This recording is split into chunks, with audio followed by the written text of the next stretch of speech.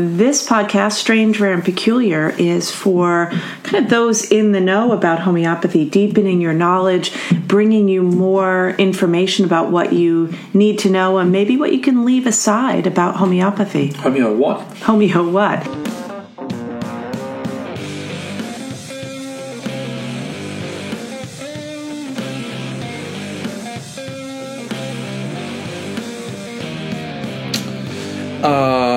And we're off. And here Good morning. Good day.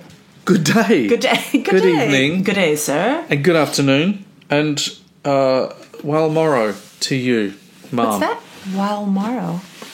Well morrow. Oh, well morrow. I thought you said while morrow. No. I like that. Well morrow. I think it means have a good day tomorrow. What does it mean? I've got no idea.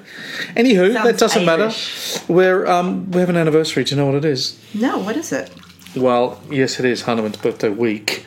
Yes. But in addition to that, this is our 20th podcast. Oh, that's not technically an anniversary. It is in my world. Because I think of anniversaries as marking time, not quantity. Nah, it's all about quantity. Numbers. It's the numbers. All right. Okay, good. Happy 20. Happy 20. 20. Yeah, good. So... People are still putting up with us. Yeah. I've heard a couple people listen. Yeah, that's what I'm hearing as well. So, Talk to me. back in... I'm going to start this with a road trip. You know, we were talking about RVs earlier today. RVs. And I'm a bit of a fan of a road trip. I'm not sure about an RV road trip. But on a road trip once from Brussels to Amsterdam with Dale Emerson... Yeah. Explain who you gotta identify. So Dale Emerson is an Australian bloke. I think he's from Melbourne, but I don't know where he is now. Might be in Byron, I think. He was running what was then known as Archibald, right? And which is before Radar. Which is before Zeus. Before Zeus. Oh wow, yeah. So Archibald ran Radar and Encyclopedia Homeopathica. Yeah. Anyway, we were going to Amsterdam to see a publisher, and I think there could have been one of the Janes as well, as in B Jane, and anywho, on that road trip we decided that I would write 7 books. And I don't quite know how it happened. I also do remember that somehow Dale got lost. And you can imagine between 2 very large European centres, there's only one road. But he managed to get us lost. And so I remember leaning against the side of the car thinking to myself, is this a good idea? And then I thought to myself, yeah, I can bash it out in probably a couple of years. Had you done any of them at that point? Nope. Okay. I'd written my proving books. Okay. But, and was kind of used to compiling a whole lot of information, large amounts of information, managing it fairly well. And so the decision was made and they were mapped out. And in fact, the mapping of the initial 7 books bears no relationship to the... Is that right? I didn't know that. No, because they desperately wanted a miasmatic book. A way of understanding Hahnemann's theory of chronic disease. Yeah. But they described it differently to that. I don't even think Hahnemann was involved in the title. And so I knew in myself, while I'd been teaching, aspects of that, right. I was not the guy.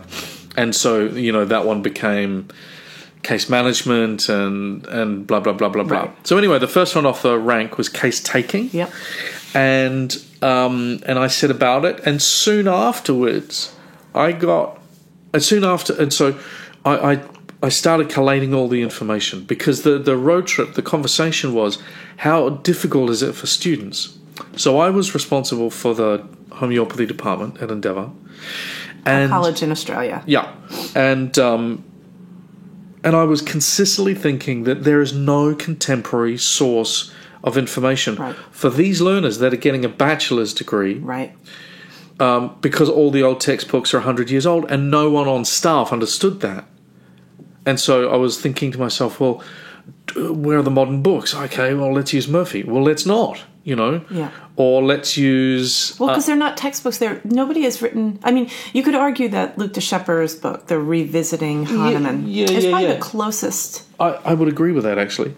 So there was that book and not much else. Anyway, that was part of the impetus for it. When was that one written? Do you... De Schepper. Yeah.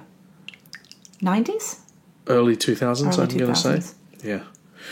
And... Anywho, the first one to get off the rank was Case Taking. Yep. And I remember getting a phone call from our good friend Jerry Goy, who said to me, "What are you doing on the 14th of October?" I know where this conversation's going. I went, "Nothing, just at work." And he said, "Can you come to Europe?" And I went, "Let me see." And I did. I had a little bit of leave up my sleeve. I had 10 days. Leave up your sleeve. I had leave up my sleeve. I had 10 days, and he said, "Meet me in Cannes." And it was as simple as that. And I knew something was up. And it would be lots of fun. And so I went. Because he was working for MTV at that time. Yeah? He was working for MTV. Mm-hmm. No. Was it MTV? I think so. Okay. And of course, I landed in MIPCOM in Cannes. Which is? Essentially it's a big conference or festival where all tech companies on the globe meet. Yeah. Large and small, startups and Apple. Right. And they do deals. And so it's where all the licensing deals are done. And so you pretended to be a part of this shenanigan. Well, I worked for Apple Australia, clearly. And get back to the point, the homeopathy point. Well, the point is that I wrote that book. Essentially, I wrote the first draft of that book on the roof of the hotel. Yeah, in 10 days. Pretty much. Wow. No, because like you, as I've seen recently, when you have been writing your masters, when you press go, you go. Yeah. And you were churning out pages, a day. And it's not as if I just started, but I mean, I was collating and I'd done a whole lot of work. And so that was the venue. So it was writing in the daytime and then drinking with geeks at night time. Okay, so where are you going with this? I have no idea where you're going with this. Well, you were talking about case taking, and so as a topic for the day, and I thought I'd just start off with a bit of context because that book, that was the first. I'm very proud of that book. Actually, it's one of the better ones. Yeah, and it is, and I realised that it was an opportunity to talk to students of homeopathy about the way in which we go about our business. Yeah. But in a way which met critical thinking and critical evaluation. And so, it's not just this is what we do. This is what Taylor says. Let's think about that. This is what David Little says. Yeah. All right. This is what, Kent said.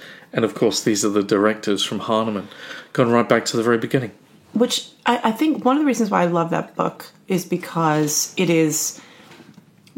there's something, I've actually quoted you in this podcast before, saying something to the effect of use your intuition in your case taking and use your brain in your analysis or something like that. What do you say? Something like... Well, I just say that, the only place for intuition is in the case taking. Yeah. And mainly because over the years I've noticed, I don't know, shall I give you some context for that? Why not?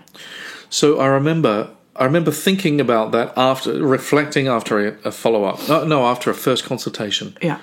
And it was one of those events in practice where you've got to stop and integrate it. And it happened to me in the early years of the 2000s.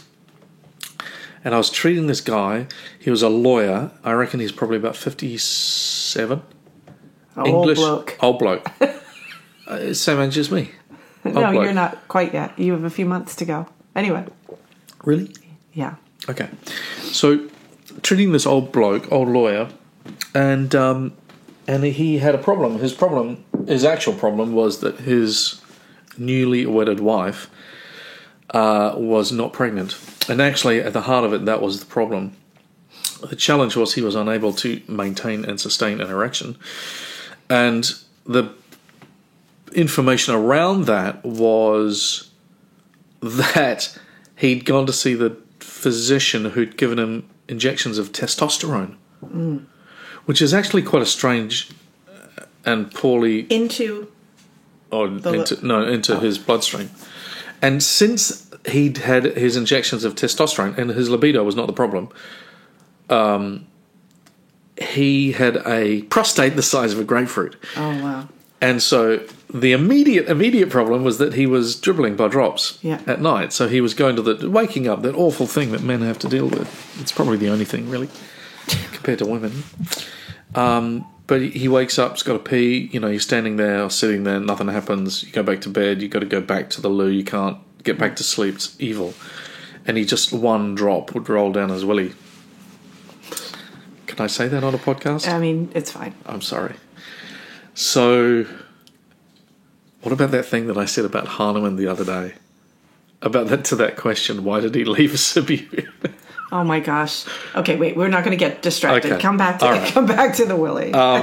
So there's this story that's evolving, and I put it on a timeline, and the analysis is kind of, okay, well, it's just, there's possibility for a bunch of different remedies. And then in the consultation, he then said, I've been depressed for a few years. And I thought, I'll explore that. And then we spent the next piece of time in the consultation getting to the heart of that, including how he'd been not quite right since his psychiatrist had given him LSD as part of his treatment. Oh, wow. Early use of LSD outside of the army and therapy work. And then the other thing he said is, as we were kind of drawing up, and when the consultation's kind of winding up and you're putting the bow together across the top, and he said, maybe we should talk about this tiredness. And I said, well, what do you mean? He said, I feel tired all the time, and I have done for years. Since when? He says, since I got off the boat. And I said, which boat? And he says, I got here in 1967. It was they called him back then a 10-pound pom. Long story, we won't go there. And so he migrated willingly in the 60s. Actually, you think about it, quite a strange thing to do because everyone is migrating to the UK in the swinging 60s. Mm-hmm. He left. And at that moment I said, where's home for you? And that question, I just got a goosebumps. So I said to him, where's home? And I have no idea where that question came from. And I thought to myself later, that was really critical because he lost it. He burst into tears. Oh, wow. And, this sort of upright lawyer, skilled bloke, is just lost it. And then he dusted himself off and he said, I have no idea where that came from. Right. And he said, it's not here. I'm in the wrong place. And something clicked for him.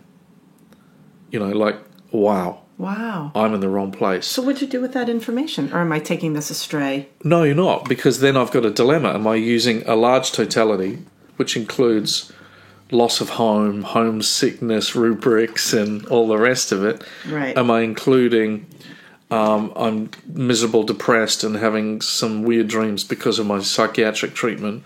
Or am I dealing with a guy that is dribbling by drops? Right? Yeah. And what I did is actually in that moment, this has really helped me along the way. I just ignored everything else except for what his clear problem was. Yeah. Right there. Present, persistent, and predominant complaint. Yeah. And so I gave him Agnus Castus.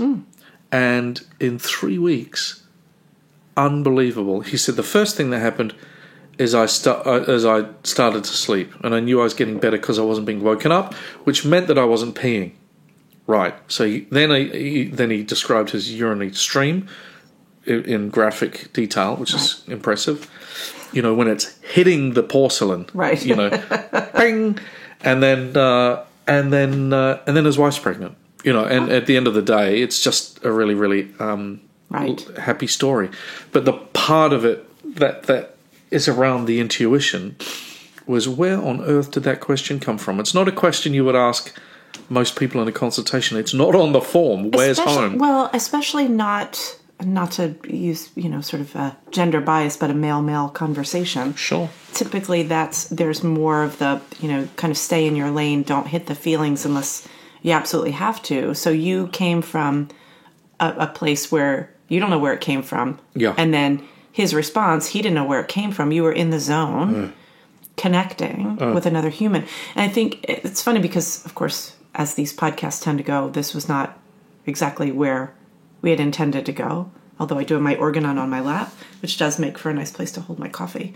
But you've touched on something that's so important, and I think it's really hard because, and maybe this really speaks to why so many people have stepped away from this giant picture homeopathy, simillimum-based, not just the largest totality that can be perceived, but it's like the largest totality that can be fathomed, that includes job prospects 10 years down the road. Yeah, you know, right. It's like, who could figure that out? And I wonder if the polarity to that, the swing to sort of protocol-based homeopathy that focuses directly on the physical symptomology isn't the tension between something that has gone so far in one direction and people trying to get, you know, something grounded. Because at the end of the day, if all you're learning is this sort of heady way of interpreting cases, you might theoretically move someone along spiritually, but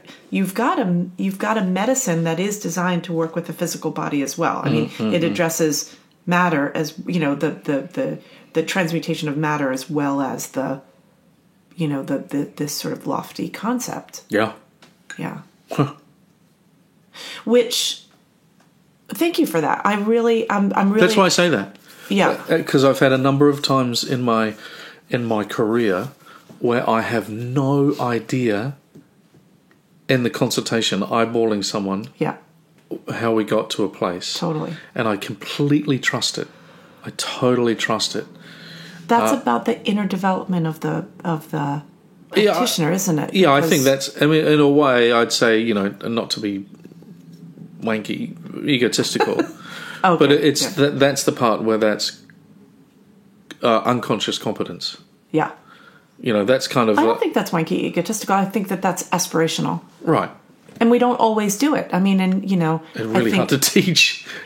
Well, it is. And it's, Yeah. you know, and this is one of the things that I think makes first semester homeopathy school clinical experiences really challenging. Because in the first semester, well, there's so many things that are going on, but one of them is that there is a reliance on skills that we have from our other Yes. points in life where we've been successful. Where we are skilled. Good. Right? Yeah. And applying those skills to homeopathy, which they can be helpful, but it's not necessarily a part of the analytical process. Oh, that's so interesting. Yeah. Right? And the other thing is that there is this overemphasis post-Kentian. It's not even, I mean, I'm not even sure that I might have to take back some of the things I've said about Kent, or maybe thought, maybe not said, but feeling like, you know, I mean, I think it's fair to say that Kent's influence took homeopathy into a different direction that then opened up, you know, via the Swedenborgian influences, a more sort of spiritual, scientific interpretation of homeopathy. I mean, I think that's probably settled law. Could I rephrase it? Please. Because I'm not so sure about him involved directly in that. His pupils and subsequent generations of homeopaths absolutely took him in that direction. Right, because his case notes belie that. Totally, because all of his published cases are about swollen knuckles and you know, whatever with hysteria. I know, that was the thing that really got me, and a very, you know, it's like, it's interesting though, because if you parse out, you have to sort of parse out who a person is. Yeah. And like, you know, Kent was trained in the eclectic medical tradition. Yeah. So that thinking and standard doctoring of his time. But the thing is, like, and maybe I need to just go back and sort of visit this anew, but like, one of the things I love about Kent's lectures on Materia Medica is the way in which Kent, and maybe this is unconscious, uses the simple language of the remedy so beautifully, right? So like when you're teaching simple, so for someone who's listening who might not have been taught this term or maybe has heard it in a different framework, simple language is sort of the language of the unintegrated aspects of an individual, the ways in which that pattern that is not integrated into the healthy sort of generative spirit sits outside. It's an energy draw rather than an energy and it bursts feeder. out. And it bursts out and it speaks its own language. I love it's like a Freudian slip. Exactly. And this is where I think Rajan Sankaran has nailed it with the terminology around the other song. Right. I love that so much, because what he's saying is that the uncompensated narrative sings a song that is not a person who's just having a conversation. It's actually, if you listen carefully enough, it is the song that is being sung is what leads you to a remedy. And I interpret that, and maybe I'm paraphrasing what he says. Maybe I'm saying it differently though, because I imagine that unintegrated part of a person's sort of dynamic energy field is then a draw on their energy. Beautiful. Yeah. And the more of it, the more draw. The more of it, the more draw. So the louder that song is being sung. But what happens when either a person doesn't have access to that kind of language? Well, actually, I take that back. Sometimes the most unexpected people sing. They can sing the song of the simple language of a remedy and help us to find it. But one of the things, I'm curious what you think about this, because I find that, so I was just analyzing a case today of a gentleman, early 70s, not a lot of simple language, not because I don't think he has access to this. He has a lot of very specific physical pathology, multi-systemic, and a variety of medications over the years. So there's a different sort of access point. And I think, in all fairness, as Sankaran I was going to say years, it's decades now, has worked on trying to put this into a framework or a system, has sort of, created the different levels of where a person is able to speak, and has equated it to posology, which I would say I'm in disagreement of, but I get the attempt for a framework. But I do think that there are different times, and now I'm going to step away from the framework he's trying to create, because I think that it ebbs and flows. I think there are times when we speak through a small totality framework and language, and there are times when we have a much deeper and broader set of factors that are being considered. Would you agree with that? Yeah, totally. If I understand. Fungible. Yeah. The case taking is the gathering of the information, right, and the getting to the center of the problem, or hearing the song. Yeah. What do you do with that? That's right, a different process.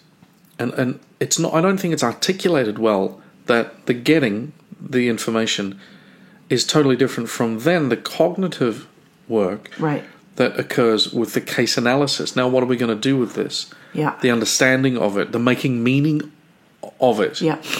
And so...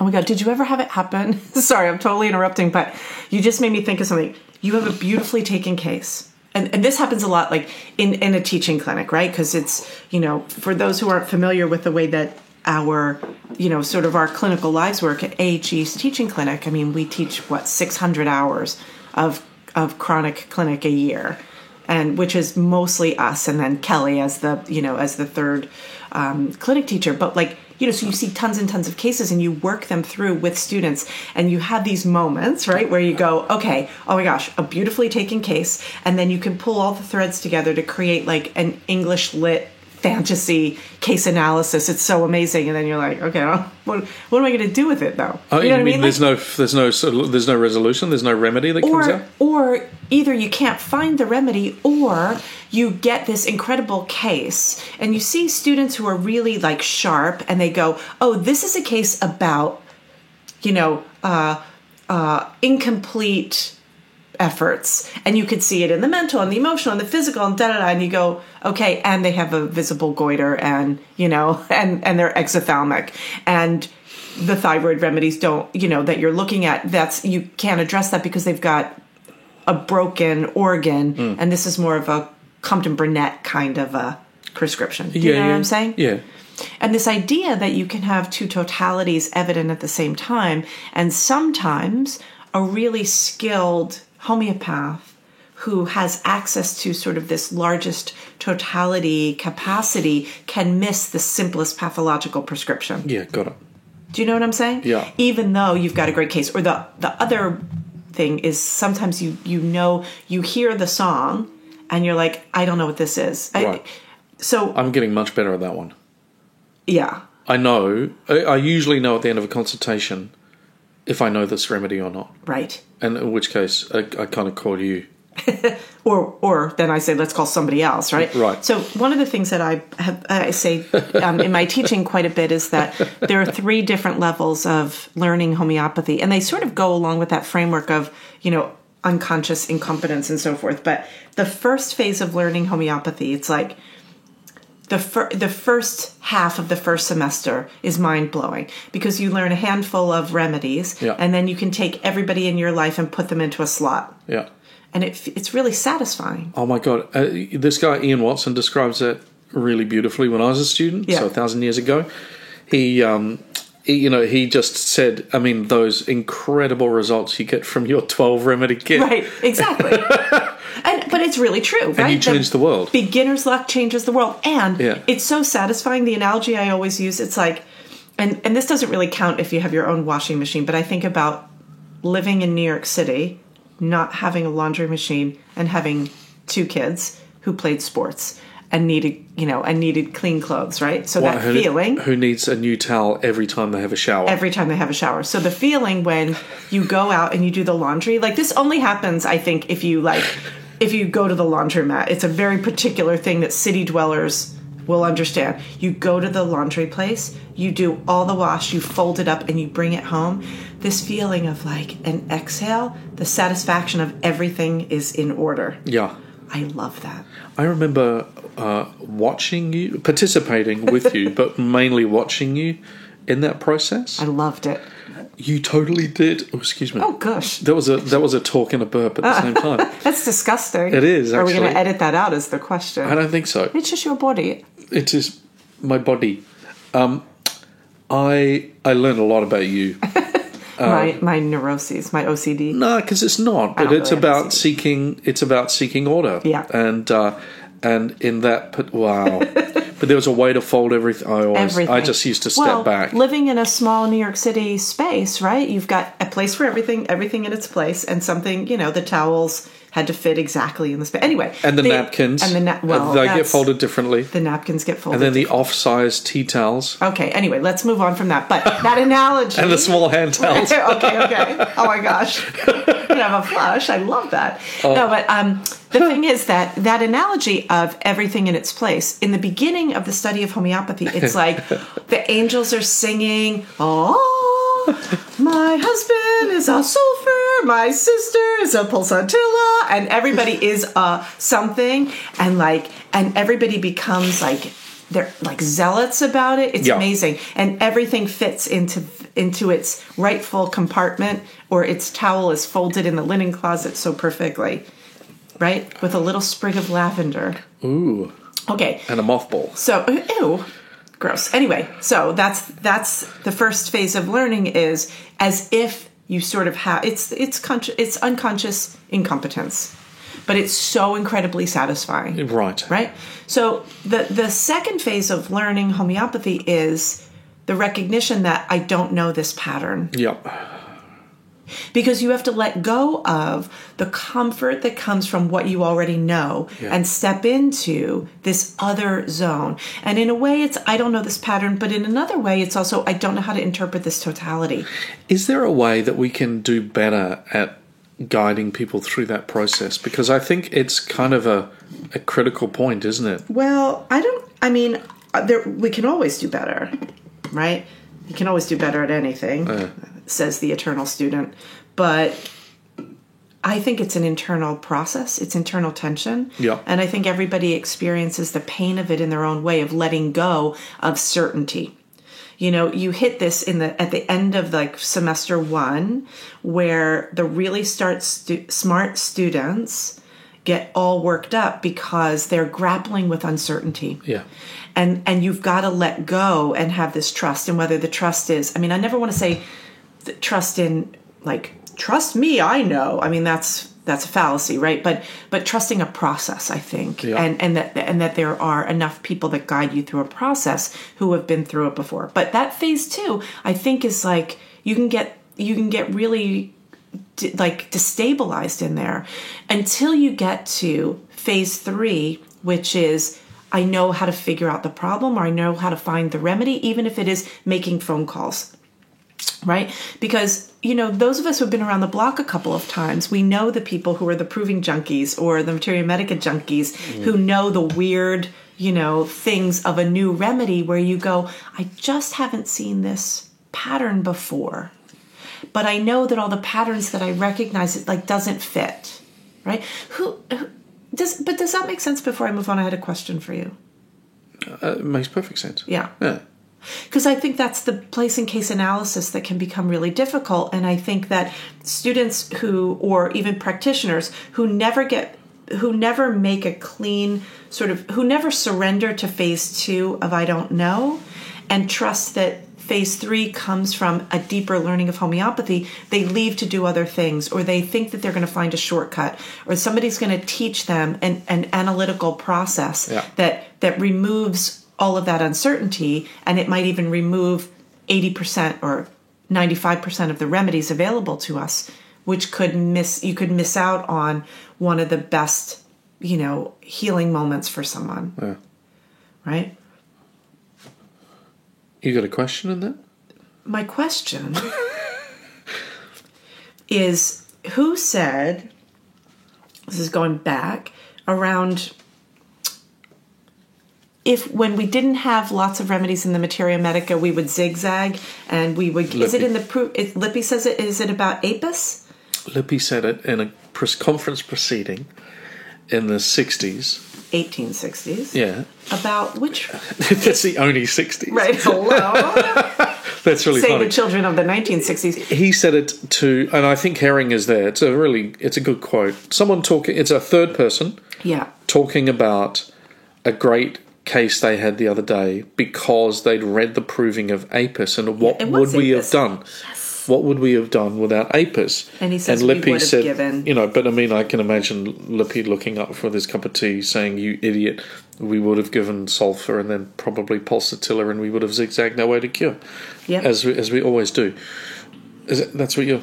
Yeah, I didn't remember who said that quote. And of course it would be Lippi. I doubt he would be as negative as that. I don't think of him as being... Well, it's a transcription of a conversation. Who knows Yeah. what his nature was? Can I say, I've had a couple of thoughts as we've been speaking, and that is that Kent is begging for a biography. Begging. Okay, don't distract me because I am obsessed with some of Kent's weirdness. I think you should stick to Hahnemann. I know. But I do think, as I'm writing the case analysis book, I'm going to do a deep dive. I got to do a deep dive into Kent. Can we just talk Kent weirdness and then we should do a podcast on Kent weird. There's 4 biographies we've got to do. Okay, Kent, Hahnemann. Lippi. Andre Sain has to do Lippi, or he has to let us under the table where he has all of But he's not going to do biographical stuff, is he? I don't know. I don't know how much we have of the biography. No, I think Lippi, and then of course Berningshausen and Melanie. Melanie, I love. No, there's no decent biographies. I've been working my way through. Why don't we bash them out? Berningshausen. Yeah, let me finish case analysis book this summer. My goal. And there's going to be a lot to talk about with that because I've been searching for primary source materials. So one of the places where I've started is because everybody is so hot on Benningshausen and the TBR2 and that, and so I've just been working my way systematically through Benninghausen's work, looking for solid information beyond what is being discussed now. I'll have more to report on that. But it's quite interesting because I We think await with bated yeah, thank you. breathing.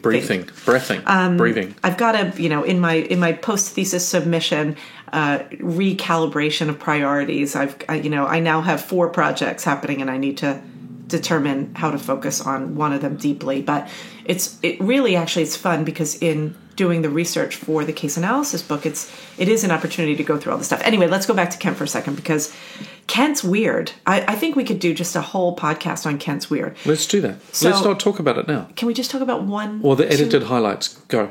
Okay, just the edited highlights. So, what's the weirdest thing? Well, we're his parents' siblings. Oh, well, I mean, that's not the weirdest thing, I suppose. Well, I guess it depends on fault. how you feel about flowers in the attic. But it's not his fault. But I always wanted a 6-toed cat called Kent. Yes. All right.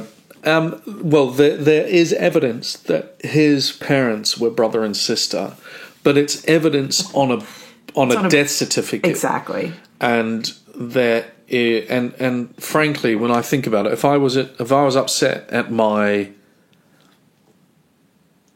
parents' funeral and I was needing to sign off on a death certificate, would I be thinking clearly about the names of mum and dad? Actually, that's really important because both my grandparents on my mother's side I never met. They were dead long before I was born. Right. So I might make a mistake about that. And my maternal grandfather, this is actually a great giant, giant. So my maternal grandfather, he died when my mother was, I think, 2. So obviously I never met him. And so the lore about him is whenever someone would talk about him, they would say he was a very tall man. Right. He was a very tall man. And that's like all anybody really knew about him. And then we found his naturalization paper. So, he came from Italy, or Italy, as they say, my family off the boat, the whole lot. And they got his naturalization papers, and he was 5'7", and they thought of him as like a giant, Andre the Giant. Like literally, that's all anybody really remembered about him. 5'7", 5'7". I'm almost 5'7". Okay, well, on a big I'm day an inch and with a half big shy. hair. Oh, in the 80s, I was 5'7". Are you kidding? With the hair, you get to 5'9". With okay, can we talk about another Kent thing? I would like to explore that further, deeper. My grandfather? No. Oh, good. Kent and his upbringing. And because there is a, I think people use the term misogyny, but I think that misogyny is, as we see it today, and misogyny as it was practiced on the regular in the 19th century and early 20th century are really different. But if you're really interested in Kent's Weird, what's the name of the sex book? If you just go on sexual neuroses, on sexual neurosis, I think that's what it's called. Yes. If you want to read it, you could get a free download. Just go to Internet Archive. Pre-homeopathy. I think he wrote that before. He did. Yeah, he did. Yeah. And I got distracted one day. I was doing some research, and on Internet Archive. If you don't know Internet Archive, it's just ARCHIV. Is it E? Yeah, Staff's Archive is with no E. It's just archive.org. No idea. I think that's what it is. And you can either get full like PDF downloads of books, which is great for digital editing and note taking. But sometimes if they're not available, some books you can just rent for an hour, which I never understand the purpose of this, but you can renew some of the newer books. It's probably a licensing issue, but you can get anything. But you can, if you just like do an Internet Archive search, James Tyler Kent, and you'll find this book. And it's, I was going to say fascinating. It's sort of disturbing. It is disturbing. Yeah. Yeah. Yeah. But it really leads into sort of the understanding of the female anatomy and how it was, understood. And therefore he was a man of his time. He was totally a man of his time, but had a lot to say and had a lot of opinions. But, I was really, studying the history of medicine is just absolutely, it's so fascinating. And studying the history, like if I had more lives to live, I would be a midwife, and I would study the history of midwifery and birthing process and sort of female-led medicine and sort of the underground traditions of female medicine. And then there's this tension that happens when, men decided they were better at birthing babies even though they had never seen it, seen it happen. And there was this time period, and I'm so terrible with dates unless I'm like really thinking about them. But there was this time period where the beginning of gynecology and obstetrics was happening. And so, I mean, I guess this would have been around the Victorian age, right? And so the male doctor would have the woman perform her own internal exam and report to him, right?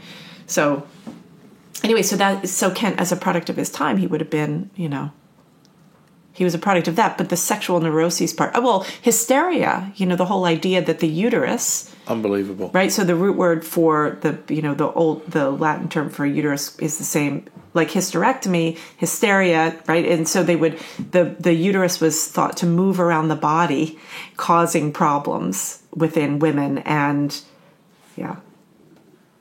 Anyway, I was about to launch into sort of another historical thing that I think is better left unsaid. So, I think there's still, going right back to the beginning. Yeah. There's 4 volumes written. You're writing the 5th. I'm writing the 5th. The other 2 are pretty much ready to go. So let's knock off the 7 volumes. And then we start the historical series. Oh my gosh, that's such a tease. I love it. You've got a glint in your eye. Because I'm like so into this. The Hahnemann one, I think, there's things that I have learned that I really think would be helpful for us as homeopaths to understand sort of the ways that it's evolved separate from what Hahnemann what he systematized. And there's so many ways that people say, yeah, but that time is over, blah, blah, blah, except that he really did crack it. He really did determine the possibility in what would have been termed eternal life, but which is really the unraveling of chronic disease. And I think if we really do our work, we can, On another related matter, because I've heard you say that a number of times. I constantly say it. And clearly it's been interpreted as, by some members of the community, as, Denise is anti-everything else than Hahnemann. I know. It makes me sad. Yeah. Do you want to say anything about that? No. No. But, okay, I will say one thing, which is, I think that there's something to be said about Hahnemann's work, and then we can, if we really understood it, then everything else can be applied in a way that enhances what we do, but we need the foundational work. It's like being a potter, I guess all my analogies go back to being a potter, but... Right, it's the she one I means have. a master of ceramics. Yeah, master. As opposed to a Harry. But, right. Oh, good. I didn't even think about that. But, so I started as, throwing pottery in 1990. Uh-huh. And while I have not been consistent because the last, 10 years I didn't have a wheel.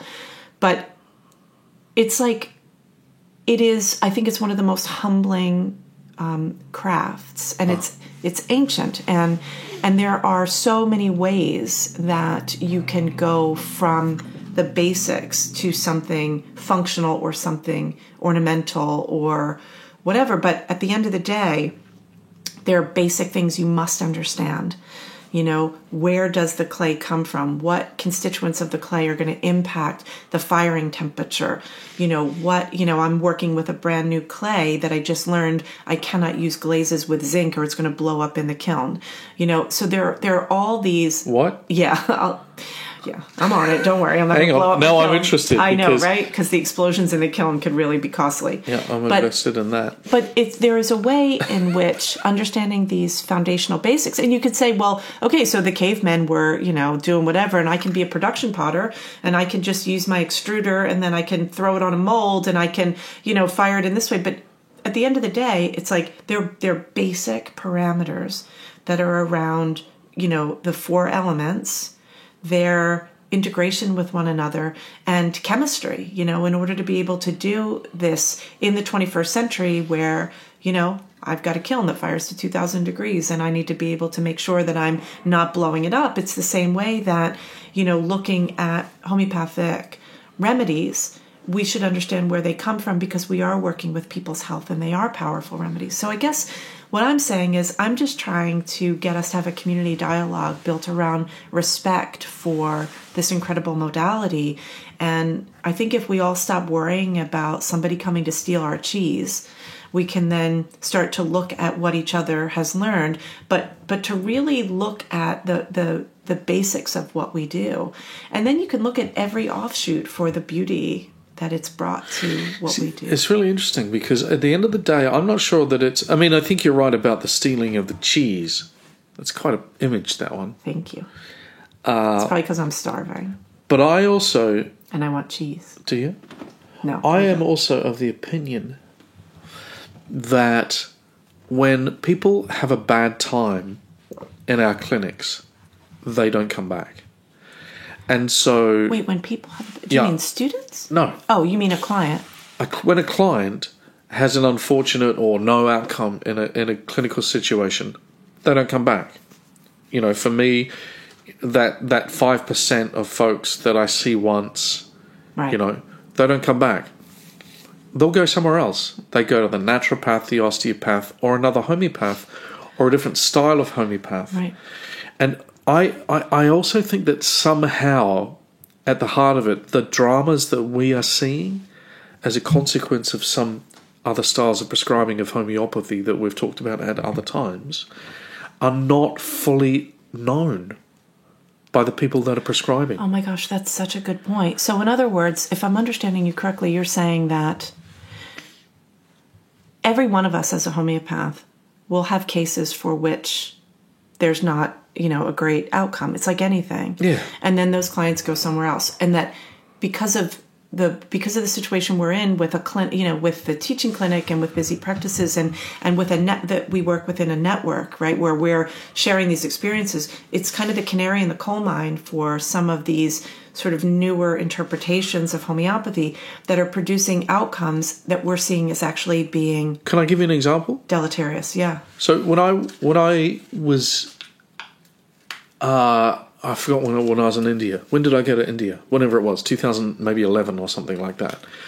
And I spent a lot of time with Rajan in Mumbai, and interviewed him a couple of times, and then sat in on his clinic and and stuff. There was a lot.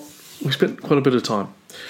And the point that I was trying to get across to him is that, do you not understand? He was not hearing that there was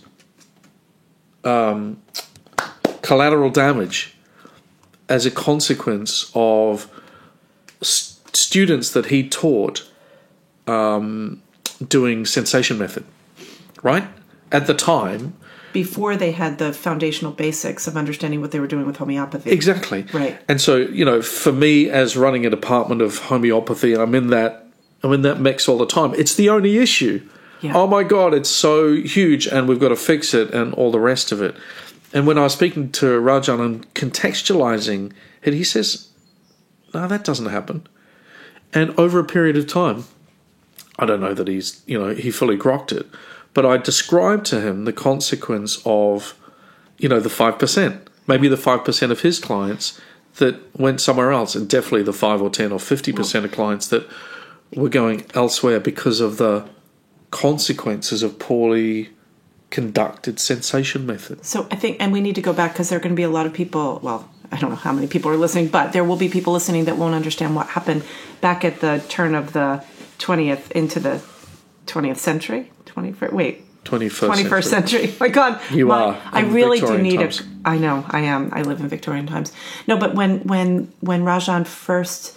he's such a charismatic teacher and such a great thinker, and he's second generation he knows his homeopathy to his core. Yeah. And this is what happens with inspirational teachers, as not just inspirational.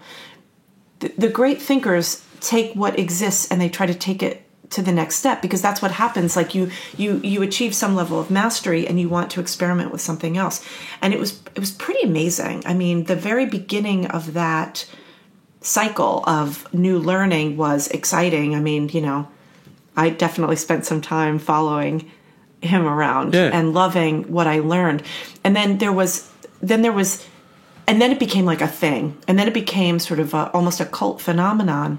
And what happened was there were people that took it to a completely different place, that moved it away from this sort of core, And I just want to be clear, not to judge, and also to honor that people understand that what we're talking about is what happens when new information comes into the pipeline, and the inadvertent consequences of someone who sort of commands and deserves so much respect, who is just doing their thing, but then other people take it into something else. Right? And at the end of the day, that's the point that I'm trying to make. I was actually using that as an analogy and as an example, because the thing that's in our face most of the time right now, in our clinical context, are these people that are coming with spreadsheets of remedies that they've taken and they're 2 years old, right? And we're seeing people who have a diminished level of health. But what I'm saying is, and the point that I'm trying to make, is that I don't know that the people that are prescribing those remedies perceive the problem, because totally those clients are going elsewhere. Yeah. And so I think there's got to be a dialogue. Totally. And I think, to take it back to what you were saying, because, neither one of us has an ego large enough to say, oh, yeah, I solve every problem that comes across my desk. Yeah. You can imagine how many people have encountered our work and say, I didn't get a good result. But I think one of the things, at least, that we try to do is to operate only by best practices and what we know from 230 years of clinical experience of the way homeopathy was most intended to be practiced, that we do. I mean, I hope we haven't harmed people through judicious practice. What we're seeing now is really different than that. And I could never be judgmental if somebody doesn't know, that there are people littered about the place with negative consequences of that. Yeah. If somebody doesn't know that this is what's happening, you just assume that everything that you see is the best results that you have. And this is why, and I think we need to wrap it up, and we'll talk more about this next time, but I think this is one of the things that I love about, and I'm most frightened by, with running Live Clinic, is that, it's so humbling to be in front of 40, 50, 60, 70, 80 people, or the hundreds of students that are tracking outcomes in our clinics, that our results are there for everyone to see, and those results are, and the logic of making those decisions is talked through in great detail. And also there's, I hope, no hubris, because I think we say this is the best way to start, and then we have to see the results in order to know whether or not we've made a good clinical decision. But the safety of the client there's something that's so important about making sure that we are adhering to a do no harm. But in a live clinical situation, it's like everybody knows, did we get a good outcome or not? And if we didn't, we've got to talk through what could have been done differently. Mm. And one of the things about gauging outcome is if you put too many ingredients into the soup, you don't know what is affecting that change. And so there's a way that the follow-ups, understanding how to unravel a case is the biggest part of case analysis. It's not the first prescription. It's what happens 6 months or 6 years down the road. Anyway, we have 10 minutes before our research meeting, and I need breakfast. I want to keep talking. I know you do. Nobody wants to keep listening. Everyone needs to go to the loo now, and everyone needs to have a snack. So on that note, for those who are listening, my goodness, thank you. And, and if there are topics people want to hear, write us. Let us know what kinds of things would be helpful for people to know. Yeah. Or for us to explore, right? We do have, coming up, let's do some advertising. Number one, because we've got early enrollment coming up at the school, we're doing a couple of interviews. Oh my gosh, yes. Including with awesome alumni. Yes. So I've lined up. Talk about the school experience. That's exactly it. Plus, I and you but it's me that's going first this time. Next Thursday, whatever the date is next Thursday, so a week today. Yeah. Today's the 20th. On the 20th at 7 p.m. Eastern, I'm doing the first of my 4 lectures on the history of healing. I love that. 40,000 years from go to woe. At the end of the day, to provide context for where homeopathy fits into that picture. And it's totally free. Anyone can come. And it's a crowd pleaser. Oh! And you'll also get a window into sort of why we named our animals what we did. Hildegard of Bingen, Sir Isaac Newton, and Luna Lovegood. And Ziggy Stardust. That's the end of my periodic table lecture. Anyway, all right, guys. That's it. See ya. Bye. AHE is changing the face of homeopathy education by raising the bar through rigorous academics and unparalleled clinical training delivered live through the soulful use of cutting-edge technology. AHE prepares its students to become fully rounded homeopathic practitioners from anywhere in the world. Apply today and ask about the early enrollment discount at ahe.online.